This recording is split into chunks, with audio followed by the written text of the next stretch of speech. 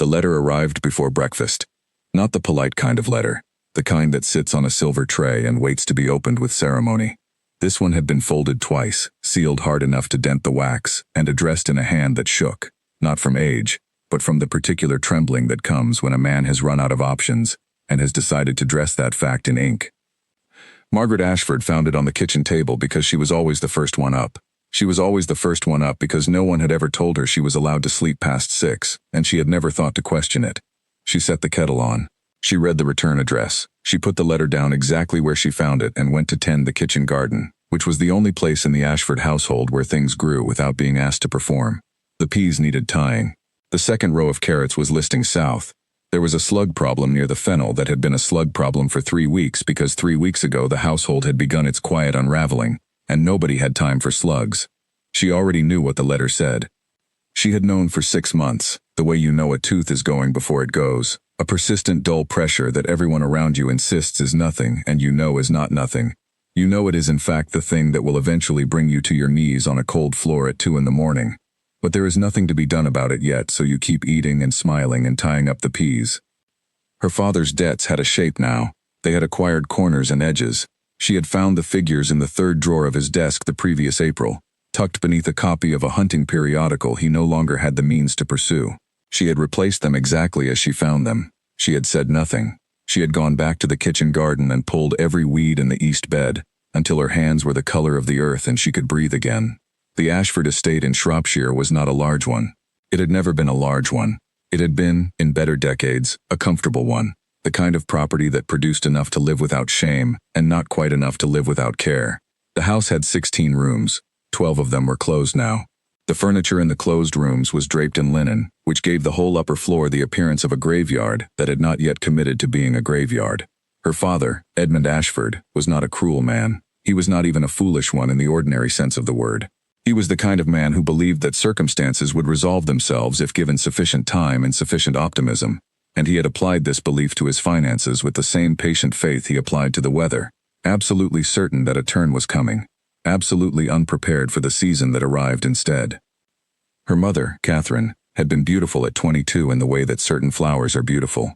Brilliantly, briefly, in a way that makes everyone around them do the accounting on how long it will last. She had married Edmund for his name and his land and his long-jawed, decent face, and she had produced 3 daughters in 5 years, and she had spent the 30 years since trying to recover from the disappointment of not producing a son. She was not unkind about this.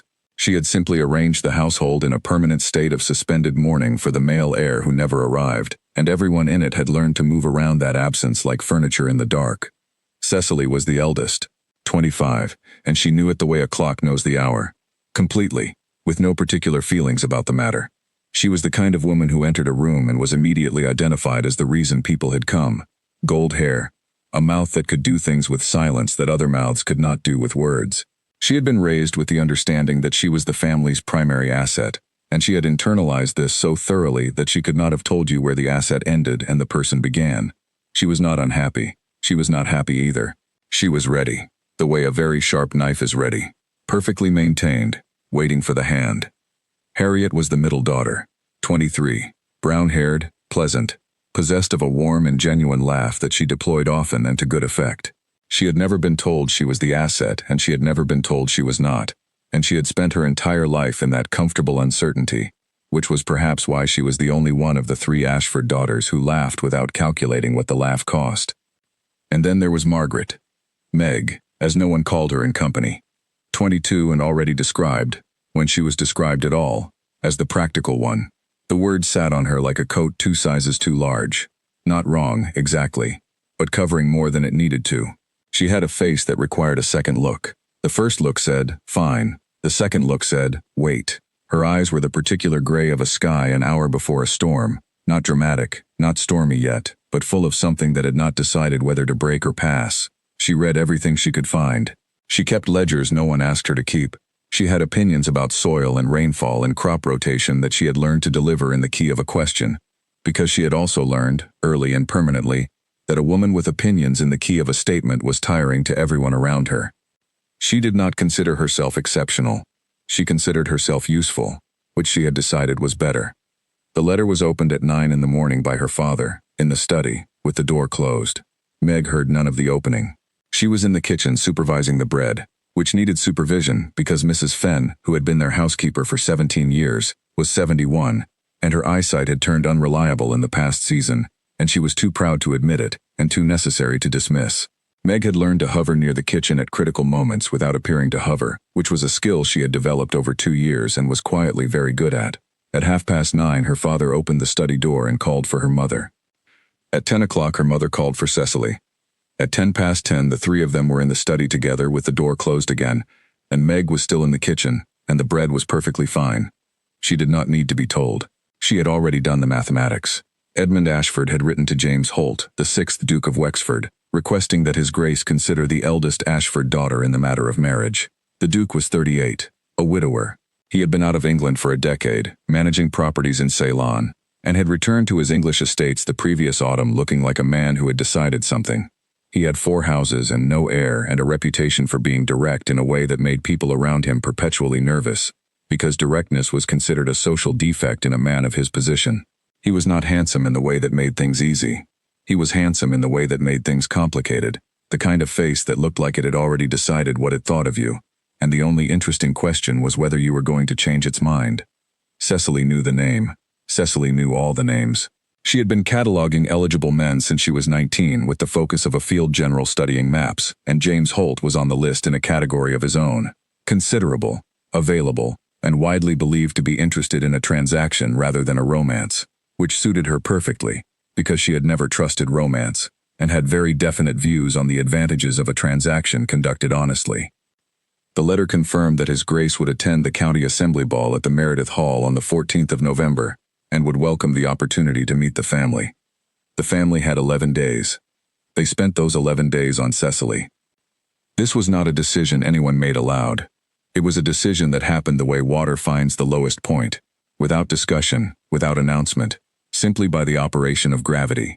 Cecily's gown was commissioned. Cecily's hair was practiced. Cecily was coached by their mother on the subjects the Duke was known to favor and the subjects he was known to find dull. Cecily walked through it all with the quiet competence of someone executing a plan she had rehearsed her whole life, because she had. Harriet helped. She pressed the gown and arranged the buttons and said all the right encouraging things, because Harriet was genuinely good at being kind, and she wanted her sister to succeed, and she did not examine too closely what she wanted for herself, because examining it too closely seemed ungrateful. Meg restaked the tomatoes. She found the source of the slug problem. She rebalanced the household accounts and found 4 places where small savings could be made without visibly affecting anything, and she transferred those savings quietly into the column marked Household Contingency, because she had been maintaining a household contingency column for 18 months and had never told anyone about it. On the 10th of November, her mother appeared in the kitchen garden. Catherine Ashford did not come to the kitchen garden. She had, in fact, some years ago declared the kitchen garden to be beneath her notice, by which she meant that it was necessary and unglamorous, and she preferred not to be reminded of necessities. She stood at the gate in a dress that had been fashionable 3 years ago and looked at her youngest daughter, crouching in the dirt with the look of a woman who is about to say something she has rehearsed. She said it. She said that the ball was for Cecily. She said that Meg was of course welcome to attend as a family member. She said that she hoped Meg would understand that the Duke was a serious prospect and that it would be helpful if Meg remained. She searched for the word, unobtrusive. Meg looked up from the fennel. She said she understood. Her mother nodded and left. Meg went back to the fennel. The slug problem was worse than she had thought. She noted this in the mental ledger she kept for the garden and added it to the list of things she would deal with tomorrow, because today she was apparently going to the ball as a piece of furniture, which was fine, which was entirely fine, and she was going to get every slug out of this garden if it took her until dark. It took her until dark. The dress she wore to the ball was 4 years old. It was a deep green that had been fashionable when she bought it with the last of a small birthday allowance her aunt had sent from Bristol. It still fit. It was not remarkable. She did not intend to be remarkable. She brought a pamphlet on drainage systems tucked into her evening bag because she had been meaning to finish it for 2 weeks and because she genuinely expected to spend most of the evening near a wall with nothing particular to do, which she did not consider a hardship. She was near the window. The pamphlet was 3/4 finished.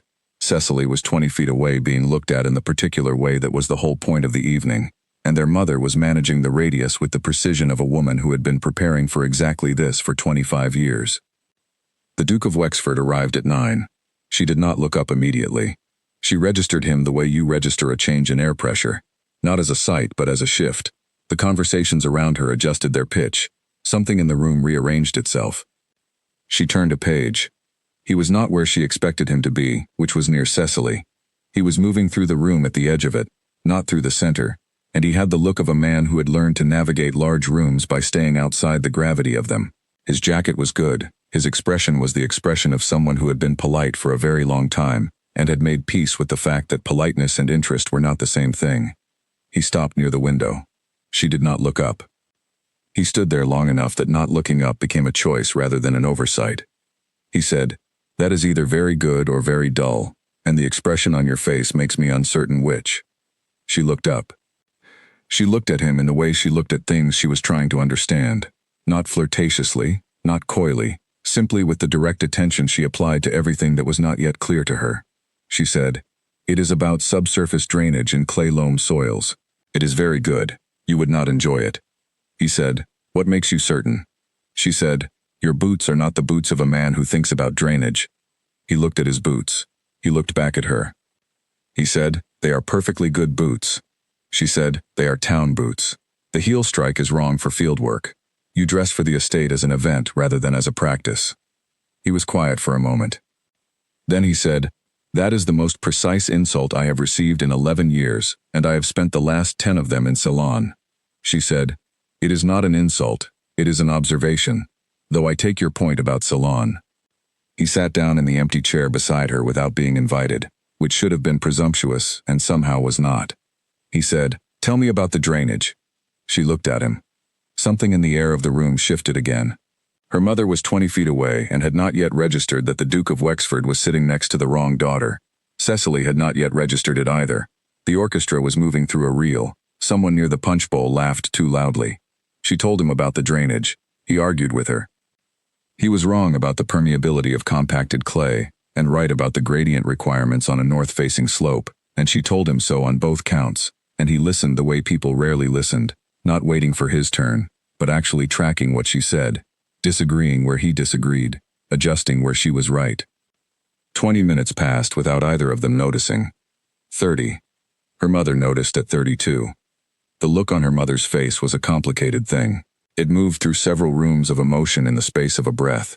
Confusion, then recalibration, then something very careful and very controlled that settled over her features like a window being shut. She did not cross the floor. She stood very still and watched her youngest daughter talk to the Duke of Wexford, and did not know what to do with her hands. Cecily was still 20 feet away. She had not yet understood what she was looking at.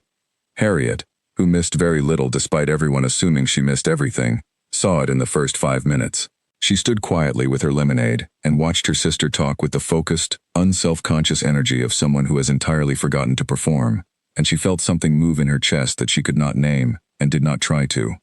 At the window, Meg was explaining the error in his position on subsoil compaction, and James Holt, the 6th Duke of Wexford, was listening with his whole face, which was the face of a man who had not been surprised by anyone in a very long time, and was finding the experience of being surprised again to be something he had not realized he missed. He asked her name. She told him. The orchestra shifted into a waltz. He said, "Will you walk with me, Miss Ashford? Not dance, walk."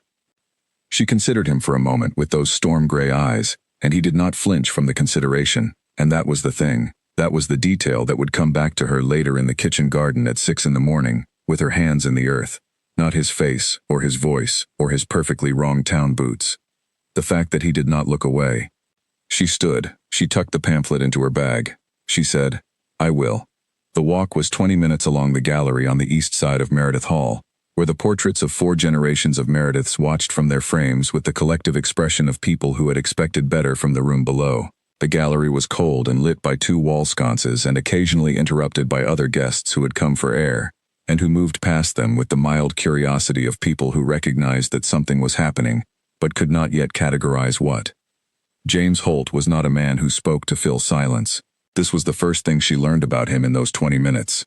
The silence between sentences was not uncomfortable. It was simply where he went when he was thinking, and he thought before he spoke, which was rarer than anyone who had spent time in society would expect. He asked her about the estate, not how large it was, not how old. He asked how it ran, she told him. She did not edit the answer into something comfortable. She told him about the 12 closed rooms and the ledger and the contingency column and the slug problem in the fennel, and he listened without the expression men usually wore when she talked about these things, which was the expression of someone waiting for her to stop. He said, "You manage it." She said, "I keep it from falling down, which is adjacent." He said, "It is not adjacent, it is the same thing." She looked at him. He said, "I had 3 estate managers in Ceylon. The best one had no title, no land, and a notebook that made mine look like a child's drawing." He understood that managing something and caring for something are not the same act, and had the integrity to do both. She said, "What happened to him?" He said, "I made him a partner." They walked another 3 steps without speaking. She said, "Your estate managers here, the English ones." He said, "They are very good at wearing the title of estate manager." She said nothing, because she understood this perfectly, and there was nothing to add. Near the end of the gallery he stopped at a window that looked out over the dark Shropshire fields and stood there for a moment with the look of a man deciding something that had already been decided. He said, "How long have you known about your father's debts?" The question landed without softening because he did not appear to know how to soften things, and she decided in that moment that this quality was either going to be the most refreshing thing she had ever encountered or the most exhausting, and that she did not yet know which. She said, "April." He said, "He has written to me." She said, "I know." He said, "He wrote about your sister." She said, "I know." He looked at her the way he had looked at her when she corrected him about the clay permeability, with the attention of someone taking in information that is adjusting his previous position. He said, "Do you wish to return to the dancing?" She said, "I do not particularly like dancing." He said, "Neither do I." They stood at the window in the cold gallery for another 10 minutes and argued about whether the proper response to a late frost in October was to cover the root vegetables or to harvest them early, and she was right, and told him so, and he disagreed and told her so, and they reached no resolution, which seemed to suit them both. When they returned to the main room, the evening had changed temperature. Her mother intercepted her with the precision of a woman who had spent 30 years intercepting things. She did not say anything directly. She touched Meg's arm and steered her gently toward the refreshment table and said very quietly, "You must not monopolize his attention, Margaret. It is not done." Meg looked at the refreshment table. There was punch. There were small sandwiches no one had eaten. She said, "I was not monopolizing. We were talking." Her mother said, "Yes, darling, I know. But Cecily." Meg picked up a glass of water. She drank half of it. She put it down with the careful precision of someone choosing not to put it down in any way other than carefully. She said, "Yes, Cecily." Across the room, the Duke of Wexford was standing with her father, which was not a coincidence, and everyone in the room understood it was not a coincidence. Her father had the expression of a man unexpectedly holding a winning hand and not yet certain whether to play it or wait to see if the hand changed. Cecily was near them, radiant and composed, and the Duke was courteous in her direction in the way that meant he was being courteous. Harriet appeared at Meg's elbow with a small sandwich and an expression of focused calm. She said quietly, "He watched you walk back into the room." Meg said, "Please eat your sandwich." Harriet said, "He watched you walk back into the room before he turned to speak with father." Meg said, "Harriet." Harriet handed her the sandwich, turned, and walked back toward the dancing as if she had said nothing at all. Meg ate the sandwich. It was not a remarkable sandwich. She looked at no one in particular for several minutes. The orchestra played. People moved past her in 2s and 3s, caught in the small currents of social gravity that she had never fully learned to join. Her father laughed at something the Duke said. Cecily touched her hair with the automatic gesture of a woman who had been trained to stay ready. She thought about the drainage pamphlet. She thought about the October frost and whether she had been right about the root vegetables, which she was fairly certain she had been, and whether he had gone away still wrong about it, which she suspected he had not. She thought about the way he had asked her name, not as a formality, not as the next step in a sequence, as if the answer was going to matter, and he wanted to be sure he heard it correctly. The evening wound itself down. Carriages arrived. Cloaks were collected. The Meredith Hall slowly released its guests into the cold November air, with the satisfied exhalation of a function well executed. In the carriage home, Cecily was quiet, not unhappy, recalibrating. Their mother was also quiet, the kind of quiet that has sentences inside it that are being considered and reconsidered before release. Harriet sat beside Meg and looked out the window at the dark countryside and said nothing. Their father said, from across the carriage, that the Duke had been very agreeable. He said it in the tone of someone who had received information he was not yet ready to parse. Meg looked out the window. The road home ran past the south field, which she could not see in the dark but could feel the way you feel things you have walked over 1,000 times. The slight rise at the third gate, the dip before the oak tree that had been struck by lightning 6 years ago and had not recovered, but had also refused to fall. She thought, he will write to my father tomorrow. She did not know what the letter would say. She told herself she did not know. But the contingency column in the household ledger had a number in it that she had been looking at for 18 months, and she was very good at arithmetic, and arithmetic had always told her the truth when nothing else would. The carriage turned into the Ashford Drive. The house was dark except for the kitchen light, which Mrs. Fenn always left burning because Mrs. Fenn had never in her life left a house completely dark, and Meg had always loved her for it. She was the first out of the carriage. She went inside through the kitchen door. She put the kettle on. She did not sleep for a long time. The letter came the next morning. Not to her father's study. Not through the post. A man arrived on horseback at 7:15, which was earlier than anyone in the Ashford household except Meg was awake, and he handed her an envelope sealed with the Wexford crest and said, "For Mr. Ashford. His Grace asked that it be delivered this morning." She took it. She did not open it. She put it on the kitchen table exactly where her father's letter had sat 2 weeks before. She went to the kitchen garden. The tomatoes needed nothing. The peas were fine. The slug problem had been solved, which was a small, precise satisfaction in a morning that felt like it was holding its breath. At 8 o'clock her father came down to breakfast, which he rarely did before 9, which meant he had also not slept. He found the envelope. He read her face. He said, "You have not opened it." She said, "It is addressed to you." He said nothing for a moment, and then he opened it. She watched his face go through 7 different rooms. He read it twice. He folded it. He put it down on the table with the slowness of a man placing something fragile. He said, "Margaret." She had known, the way you know. She had known since the gallery, since the window, since the argument about October frosts that had not resolved and had not needed to resolve. She had known, and she had gone to bed knowing, and she had said nothing to anyone, and she had slept badly in the way of someone who is not upset exactly, but whose brain has declined to stop working. He said, "The Duke has requested your hand." The kitchen was quiet. Somewhere above them a door opened, her mother's step in the hall, early for once, moving toward the stairs. Her father said, "Yours, Margaret, not Cecily's." She looked at the folded letter on the table. She looked at her father. He was not a dramatic man, but in this moment, his face had the quality of a man standing on a ship in a storm, who has just realized the storm is going the other direction. She said, "I see." He said, "Do you?" He stopped. Started again. "Were you aware that?" She said, "We spoke at the ball. We disagreed about drainage and root vegetables." He stared at her. She said, "I was not trying to intercept anything, Father. I was near the window reading." He came to the window. Her father picked up the letter again. He read it a third time as if it would say something different. Upstairs, her mother had reached the landing. Meg looked at the kettle. It had not yet boiled. She adjusted the heat with the small automatic efficiency of someone who has been managing this kitchen for years without attribution. She said, "What does the letter say, specifically?" Her father said, He cleared his throat. "He says he found your conversation at the ball to be the most genuine he has had in England since his return. He says he would value the opportunity to call on the family, and specifically to speak with you directly, with your consent." With your consent. The kettle began. She poured the water. She made the tea. Her mother's step reached the bottom of the stairs and paused in the kitchen doorway. The pause was long.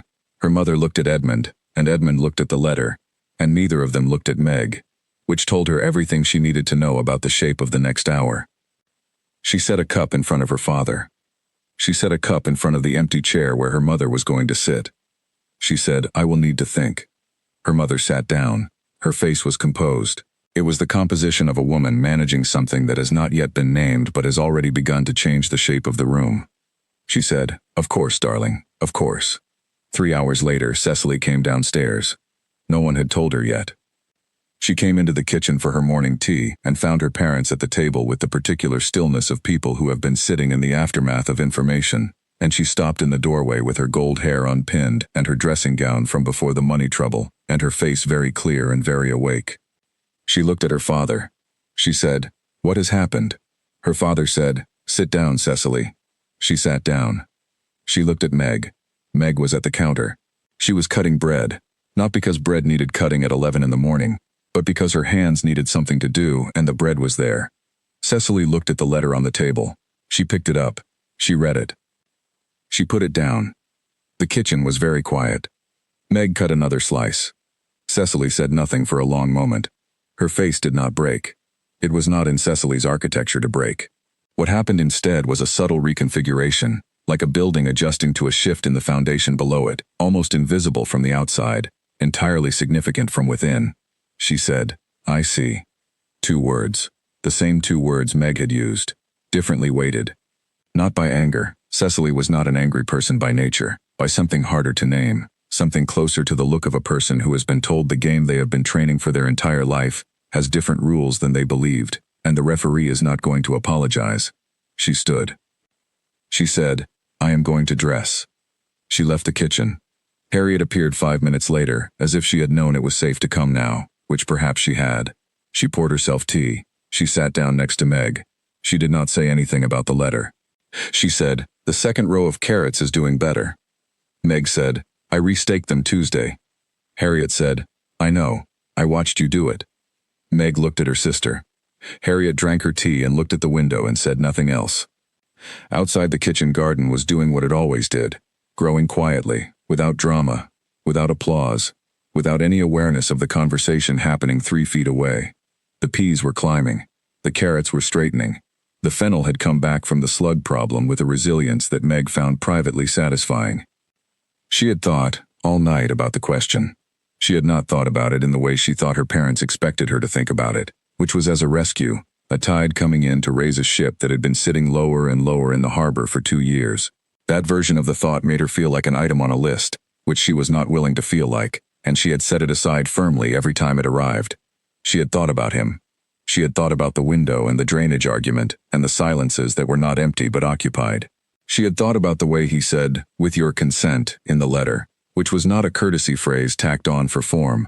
She had read enough letters and enough people to know the difference between form and intention, and that phrase had intention in it. She had thought about whether she could build a life with someone she had spoken to for 40 minutes. And then she had thought about all the ways she had been building this household for 2 years without a foundation under it, without resources, without acknowledgement, using only discipline and arithmetic, and the conviction that if she kept doing the small right thing every day, the whole would not fall. And she had thought, "I know how to build things with insufficient materials. I have been doing it for years." At noon, she went to her father's study. She knocked. He said, "Come in." She sat down in the chair across from the desk where she had found the figures in the 3rd drawer, and she looked at her father, who looked back at her with the eyes of a man who loves his daughter and has spent 30 years being insufficient in the ways that matter most, and knows it. She said, "I will agree to see him." Her father let out a breath he seemed to have been holding since 7:15. She said, "But I want something from you in return." He said, "Margaret?" She said, "Not money. I don't want money. I want you to tell me, honestly, the full figure, the whole debt, every number. I want to know exactly what is owed and to whom before this goes any further, because I will not walk into a decision of this size without knowing the actual terrain." Her father was very still. She said, "I have been managing the difference for 18 months, and I have been doing it in the dark, and I am done doing things in the dark." The study was quiet. Outside the window, a bird was doing something persistent in the elm. Her father opened the 3rd drawer. He took out the papers she had found 8 months ago and replaced without a word. He put them on the desk between them. She picked them up. She read them carefully, the way she read everything, not quickly, not with alarm, but with the focused attention of someone who intends to understand exactly what they are looking at. The number was large, not unsurvivable, but large. She put the papers down. She said, "All right." She stood. She said, "Write to him today." She left the study. She went back to the kitchen. She finished cutting the bread. He came on a Tuesday. Not a social call. He had written to ask if he might speak with Margaret directly, and her father had written back to say yes, and no one in the household had eaten breakfast properly for 3 days. He arrived at 10 in the morning, which was the most practical hour for a visit, and she had mentioned in the one letter she had been permitted to send, short, formal, her mother had read it before it was sealed, that she preferred the mornings. She had not expected him to file this away and act on it. She noted that he had. They were given the small sitting room on the south side of the house, which was one of the 4 rooms that had not been closed, and her mother sat in the corner with her needlework in what was technically a chaperoning arrangement, and practically an act of concentrated silent anxiety. He sat across from her. He looked, in daylight, exactly as he had looked by candlelight, which was to say he was unchanged by being seen more clearly, which she had suspected would be true of him, and was glad to confirm. He said, "I hope the carrot situation has improved." She said, "Considerably. I restaked the second row." He said, "I thought about the frost question." She said, "Which conclusion did you reach?" He said, "You were right. Early harvest on root vegetables after an October frost is the correct call. The covering approach only works if you have the labor to monitor it consistently." She looked at him. He said, "I thought about it for 2 days." She said, "Most people do not spend 2 days reconsidering an argument about carrots with a woman they met at a ball." He said, "Most people do not argue about carrots with me at balls. I found it significantly more interesting than anything else that has happened to me since I returned to England." Her mother turned a page of her needlework pattern. Meg said, "What do you want from this?" Plainly, not in the formal version. He was quiet for a moment. He said, "I want a marriage that is an actual thing, not an arrangement that 2 people perform for the benefit of the county, and then retire from into separate wings of a house. I have done that. I did not find it instructive." She said, "Your first wife." He said, "Eleanor was a very good woman, who deserved better than a husband who was in Ceylon for 6 of their 8 years together. I will not do that again." She said, "You intend to stay in England?" He said, "I intend to manage my estates as if they are real places where real work happens, rather than names on documents I sign from a distance. I have 4 of them. I cannot run 4 estates alone.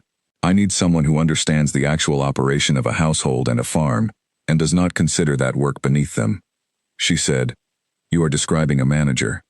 And he said, "I am describing a partner." He said it plainly, not romantically, not as a performance of sentiment. He said it the way he had said everything, like a man describing the exact shape of a thing he had decided he wanted, without apology for the specificity of the wanting. She looked at him for a long moment. She thought about Cecily, who had spent her whole life being prepared for a stage that had just been moved to a different building. She thought about her mother in the corner with the needlework, managing what she was feeling with every skill at her disposal. She thought about the number in the 3rd drawer and the contingency column and the 18 months of keeping things from falling. She thought about the fact that he had come back from Ceylon and looked at a room full of women who were presenting themselves like rooms that had been staged for sale, and had walked to the window, and had spoken to the one who was not performing. She said, "I need to tell you something." He said, "All right." She said, "I am not an easy person. I have opinions about things that people generally do not expect women to have opinions about, and I deliver them without adequate softening, and I have been told my entire life that this is a problem, and I have not been able to solve it because I do not think it is actually a problem." He said, "It is not a problem." She said, "I am serious." He said, "So am I." The softening was the problem. I found the absence of it to be one of the most clarifying experiences of the past decade. She was quiet. He said, "I am also not an easy person. I am in England after 10 years away, and I find a great deal of it baffling in ways I have run out of patience for. I say things directly that I should probably route through more social architecture than I do. I think about things for 2 days before I accept I was wrong about them, which is apparently 2 days longer than it should take." She said, "Only 2 days. That is actually faster than most." The corner of his mouth moved. It was the first time she had seen it move. It was not a polished expression. It was too crooked and too brief to be polished. It was the expression of someone who does not smile on demand and is smiling now because he cannot help it.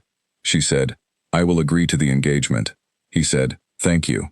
She said, "On the condition that I have full sight of the estate accounts within the first 2 weeks." He said, "Done." She said, "And that we agree now that if either of us decides after 6 months that this is not working, we address it directly rather than retreating into separate wings." He said, "I would prefer that to the alternative, yes." She said, "Good." She stood. He stood. Her mother was no longer pretending to look at the needlework. She extended her hand, which was a slightly unusual thing to do, perhaps, but she was not a usual situation, and she had decided to stop pretending otherwise. He shook it. His grip was firm and unhesitating, the grip of someone who has worked with his hands and was not embarrassed about it. She thought, "This is either going to be the most useful thing I have ever done, or it is going to be a great education. She had always preferred education to the alternative. The engagement was announced that Friday. The county received the news with the particular form of polite bewilderment it reserved for things it could not quite fit into existing categories. The Duke of Wexford, a man who could have had almost anyone, had chosen the third Ashford daughter, the one no one had been watching, the one who read pamphlets about drainage and grew vegetables and had not been fitted for a new gown in 4 years. The Whisper Network worked through it for 3 days and produced no satisfying explanation, because the satisfying explanations all required a theory of what men want that was not equipped for the possibility that a man had walked to the window at a ball and been arrested by the sight of a woman who was not performing anything at all. Cecily received the news in the drawing room from their mother. She sat for a long time afterward, very still, very straight-backed, and then she went to her room and was quiet for the rest of the day, and the next morning she came to breakfast and was civil and composed, and has continued to be civil and composed in all the years since. And if there was something behind the civility that was harder than it had once been, she kept it in a room inside herself with the door closed. Harriet said nothing specific. She found Meg in the kitchen garden the morning after the announcement, and handed her a cup of tea, and sat on the upturned crate that Meg used when she was working the low beds, and stayed there for 2 hours helping with the winter planting, and did not ask a single question. Meg understood this to be one of the most generous things her sister had ever done. Mrs. Fenn, who had been with the family for 17 years, heard the news from the cook and came to find Meg, and stood in the kitchen doorway and said, "Well, it's about time someone paid attention." Meg said, "Mrs. Fenn, you have never once been interested in my marriage prospects." Mrs. Fenn said, "I've never been interested in your prospects. I've been interested in whether this house would stay standing long enough to matter. Now perhaps it will." She went back to her kitchen. Meg went back to the garden. The winter planting was going to be good this year. She could feel it in the soil the way she felt things she had been attending to long enough, not as a theory, but as a certainty. She stayed in the garden until the light changed. The wedding was on the 3rd Saturday of March, which was not the fashionable season but was the practical one, and Meg had been very clear that she preferred the practical one, and James Holt had agreed without discussion, which she was coming to recognize as his particular way of operating, not deferring, but simply agreeing when he agreed, and not wasting time performing consultation on things that were already decided. The church was in the village, not in London. This was also not the fashionable choice, and also not subject to debate. Cecily attended in a gown that had been commissioned specifically for the occasion. It was a pale gold that suited her exactly, and would have suited her even better if she had been the one standing at the altar. She stood in the pew with their mother and kept her face in the expression she had chosen for the day, which was warm and appropriate and entirely controlled. Harriet stood beside Cecily and once, during the vows, reached over and took her hand without looking at her. Cecily let her. Meg stood at the front of the church in the green dress from the ball, altered at the shoulders, because she had looked at the dress in the week before the wedding and decided it had served her well the first time, and she saw no reason to be superstitious about it. James Holt had not mentioned the dress when she told him, which she counted as evidence that she had chosen correctly. The vicar spoke. The vows were said. The register was signed. Outside the church, the March sky was the specific gray of English early spring. Not gloomy exactly, but purposeful. The sky of a season that has decided to get on with it. He handed her into the carriage. She settled her skirts. He sat beside her, not across from her, which she had not expected and was not going to mention. The carriage moved. She said, "I have been thinking about the Northfield at Wexford." He said, "Yes?" She said, "In your letter of last week you described it as underperforming, but you did not describe the drainage situation." He said, "I do not know the drainage situation." She said, "That is what I thought." He said, "This is apparently going to be addressed immediately." She said, "The first 2 weeks," I said, "I am keeping to the schedule." He said, "I expected nothing less." The carriage moved through the village. A few people were standing near the green because word had spread, and Shropshire had always been a county that showed up when it had something to observe, and the people standing on the green watched the carriage pass with the expressions of people who had been told this story and were still deciding what kind of story it was. Meg looked out the window at them. One of them, old Arthur Finch from the mill, lifted his cap. She nodded. James Holt was looking at her. She turned. He was wearing the expression she had first seen at the window in the gallery, the one that meant he was taking in information that was revising his previous model of a thing. She said, "What?" He said, "You nodded at Arthur Finch." She said, I know Arthur Finch. He has been at the mill for 40 years. He said, he is also entirely indifferent to the concept of a duke. She said, most sensible people are. He looked at her for a moment. He said, I think this is going to be very good. She said, or a very great education. He said, I said that already. She said, I know, it bears repeating. The road turned north.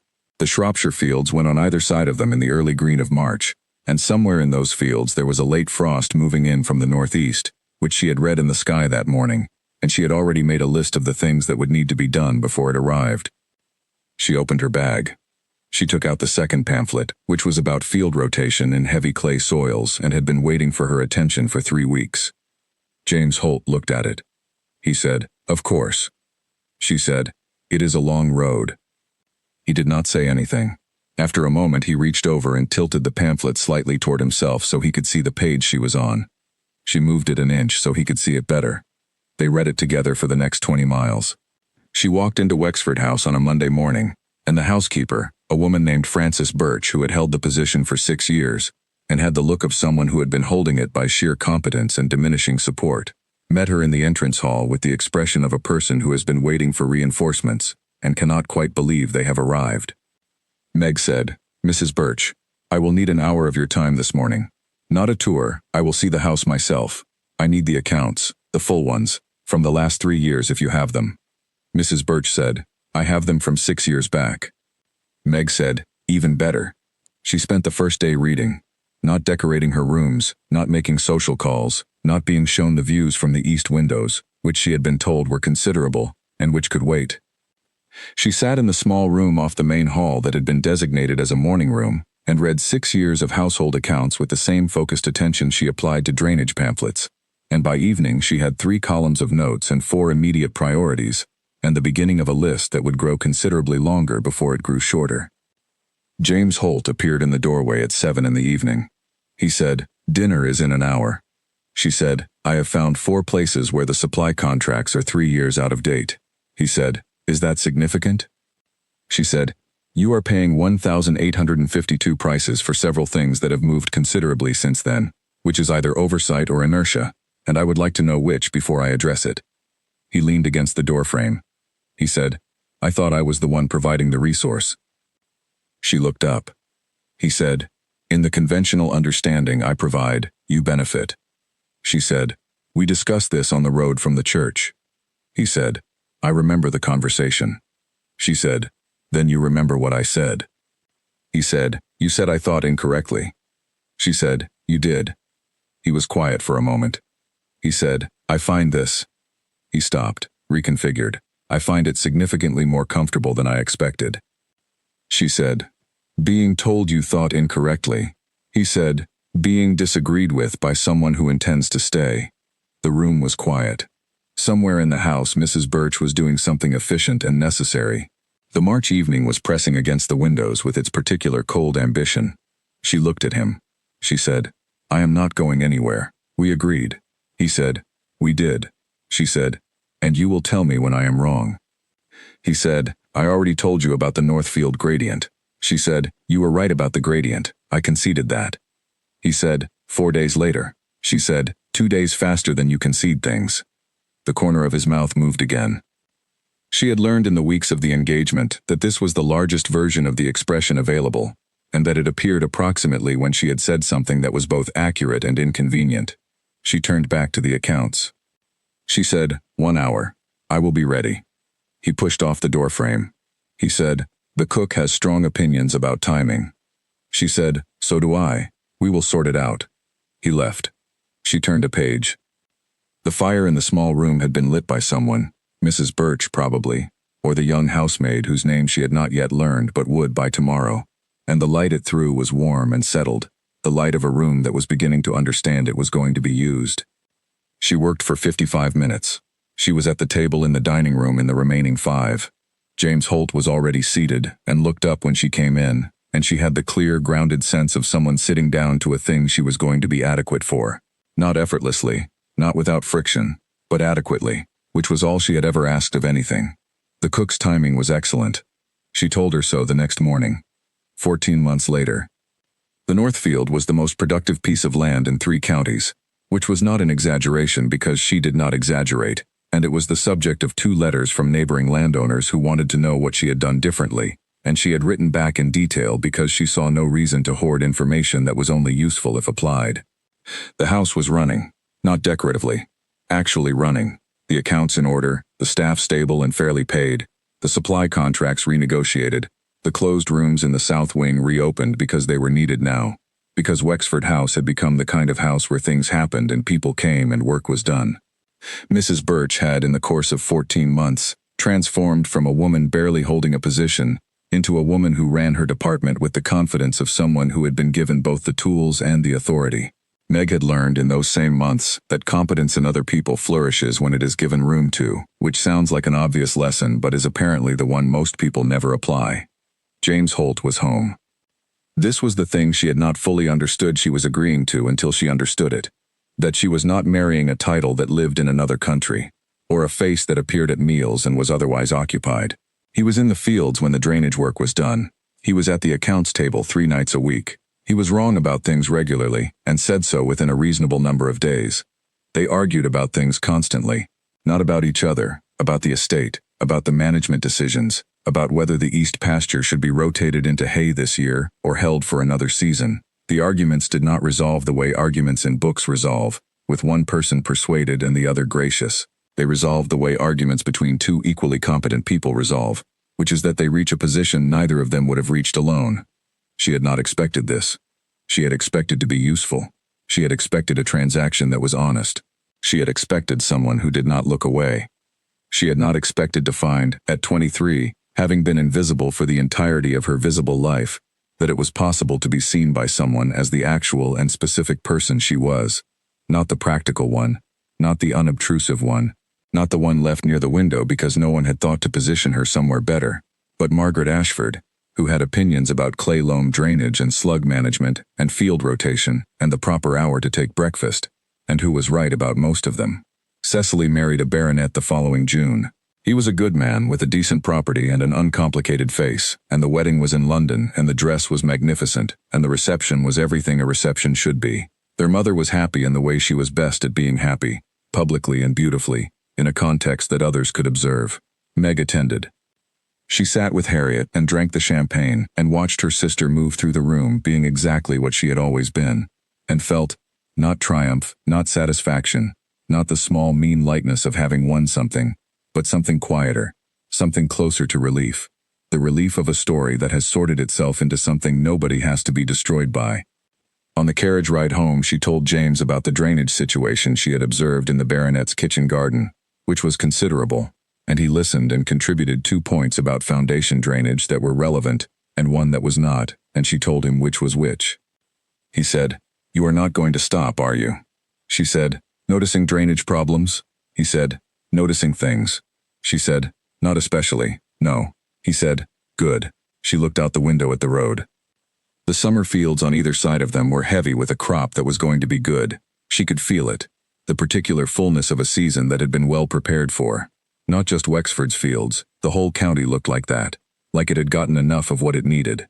She thought about the girl who had been near the window with the drainage pamphlet.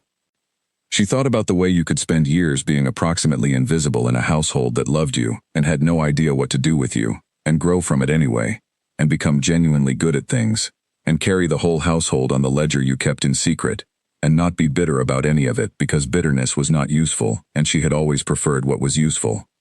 She thought, he came to the window. That was all.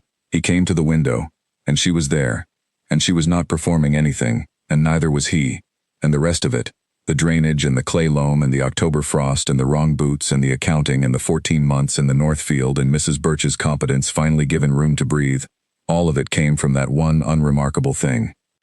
He came to the window. She was there. That was the whole story. And no, she did not say any of this.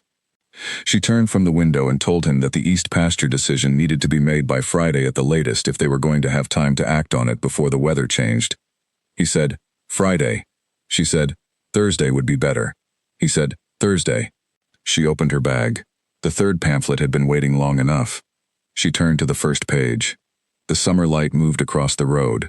The crops were good. Everything was, at last, running.